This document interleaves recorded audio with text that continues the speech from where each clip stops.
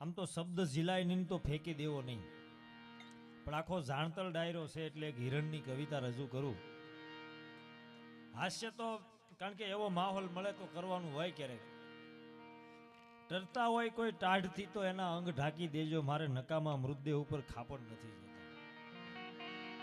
ઠરતા હોય કોઈ ટાઢથી તો એના અંગ ઢાંકી દેજો, મારે નકામા મૃતદેહ ઉપર ખાપણ નથી જોતા.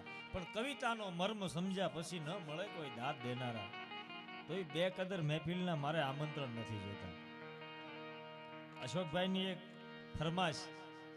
આમ તો આપણું આ બધા સંગીત આર્ય ગાવાનો આપણો વિષય નથી બાબુ, કારણ કે આપણને સુરાવટની ખબર નથી એટલે ભૂલાઈ જાય.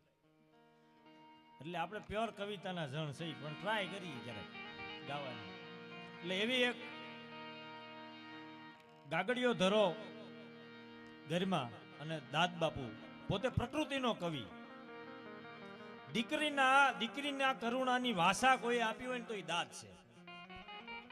કાળજા કેરો કટકો લઈ લ્યો મારા ફળિયાના વડલાની ડાળ. એટલે દીકરીની જે ભાષા, દીકરીના દુઃખની જે ભાષા છે ને દાદે આપેલી છે, અને પોતે પ્રકૃતિના કવિ. અને ગાગડિયા ધરે બેઠા બેઠા ખોડિયાર બાવની લખેલી કે તમને કોઈ નાહક ના કનડે તો કેજો માં ખોડિયારને યાદ કરે, મજદરીએ તોફાન માન હયું નારે હાથ. તો એને જઈને કેજો કોઈ કે એમાં ખોડિયારને એક હાથ કરે. એવા 52 દુહા માતાજીના એને ગાગડિયા ધરે બેઠા બેઠા લખેલા. અને ઈ દાદ બાપુ પ્રકૃતિના કવિ એટલે હિરણ નદીને સામું જોવે એટલે હિરણનો રાતે કેવું લાગે હિરણ, એનું એક કવિતામાં એને વર્ણન કર્યું.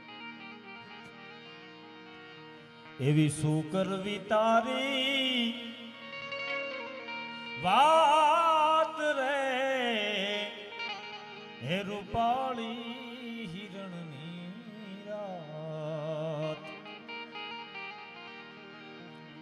બરોબર હિરણનું જળ શાંત થઈ જાય, એકદમ શાંત જળ થઈ જાય તો કાંઠાના ઝાડવાના બેયના પડછાયા આમ બાપુ પડતા હોય હિરણ નદીમાં શીતળ જળમાં, અને ચંદ્રમાના પ્રકાશથી દાદને એવું લાગે કે બે ઝાડવા કાંઠાના ડાળમાં ડાળ પરોવીને હુઈ ગયા હોય. એમાં વળી કોઈ માછલી આવે વળી પાછી પાણીમાં પડે, પાણીમાં ઘૂંઘટ પડે એટલે દાદ કે સુતા છે જળમાં ઓલા સાયડા તટના ડાળે પરોવીને ડાળ. તો બંધન એના છૂટી જાશે માસલડી, બંધન એના છૂટી જાશે માસલડી. તું ધીમા ઉસાળા માર રે શું કરવી તારી વાત રે હે રૂપાળી હિરણની રાત. નાય રહ્યો ઓલો ચંદ્રમા જળમાં જેમ પદમણી નાર. ત્યાં તો પ્યાસી શકવી આવીને કૂદી, પ્યાસી શકવી આવીને કૂદી, અને ભેટી પડી વરથાર રે શું કરવી તારી વાત રે હે રૂપાળી હિરણની રાત.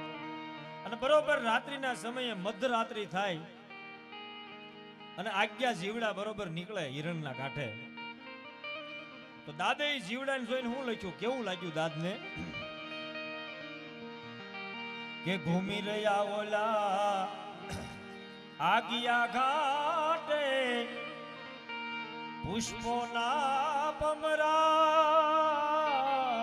ઘૂમી રહ્યા ઓલા આગિયા ઘાટે પુષ્પોના પમરાટ. અડધી રાતે ઉઘડ્યા હોય જાણે કોઈ હીરા કણિયું નાટ રે શું કરવી તારી વાત રે